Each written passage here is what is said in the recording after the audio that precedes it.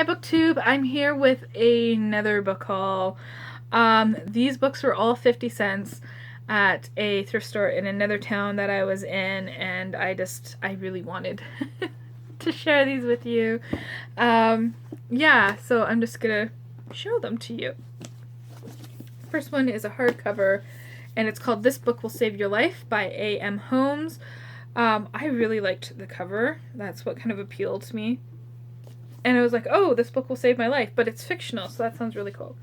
It's a story of a man who's functionally dead, and then he gets an attack of intense pain, goes to the emergency room, and actually meets a few people that eventually will change his life. So that sounds interesting. Nice hardcover book there. Then I got this one. This is the Jade Peony by Wei-Son Choi. And this, I didn't even read the flap that tells you what it's about. I just saw on the back that it says, a lyrical tale of growing up in Vancouver's early Chinatown. And I thought that was really cool to, like, I've never read something that took place in Vancouver, let alone Vancouver's Chinatown. So I thought that was really cool. Yeah, it's growing up in the 1930s and 40s in Chinatown. And it's the story of 3 children and kind of their perspectives on their family life growing up there. So that's a great Chinese-Canadian novel. Then I got Stone Mouth by Ian Banks. You might recognize him. He writes science fiction under the name Ian M. Banks. But this one is about, I think it's kind of like a mafia, like a Scottish mafia. Yeah. And a guy who's trying to, like, run away from them, but then he has to go home and see what it's about. See what's going on there. And I kind of really like the cover, too. Kind of a forest there. Then, again, another Canadian novel. I got A Complicated Kindness by Miriam Toews. I finally got it. This was on Canada Reads one year, I believe. I think it won. I'm not 100% sure, but it did win the Governor General's Award. Anyways, it's about a young girl who's growing up in a Mennonite town, a small Mennonite town, and her sister and mother have gone missing.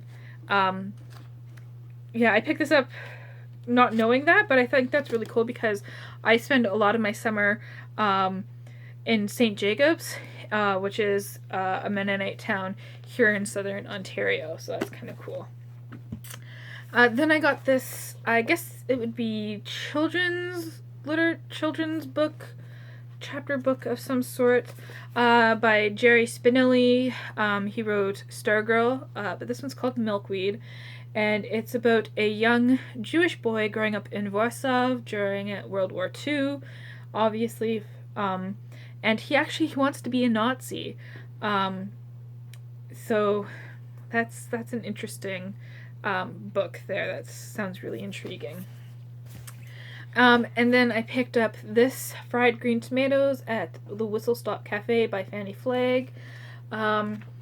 What really, I saw this going around on BookTube a while ago, I believe. Words of a Reader was hosting a read-along. I don't know if I got that right or not, but I think it was.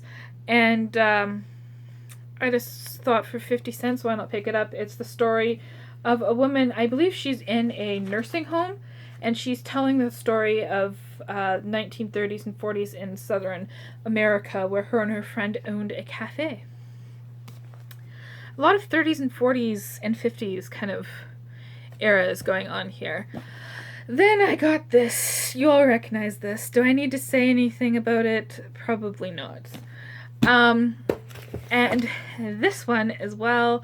It's Grimace by Salman Rushdie. This is his first ever novel. It's about Flapping Eagle, who's a young Indian who was given the gift of immortality, and then all of a sudden he becomes sick of it and decides he wants to go back to the mortal island that is ruled and created by this guy Grimace. and he has like a bunch of people with him. So that sounds really cool. And yeah, just first novel by Salman Rushdie. Sounds cool. So that's it. That's all I have to show you today. I just bought books. That's it. Okay. Thank you for watching.